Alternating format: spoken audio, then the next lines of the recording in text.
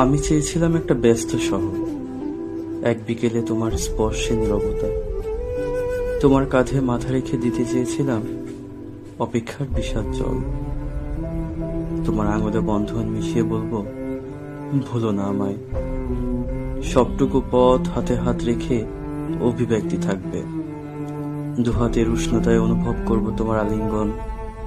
তোমার চোখের কোণে কাজল জমা জলে আমাকে দেখবে আড়ালে কিছু কথার ভাঁজে।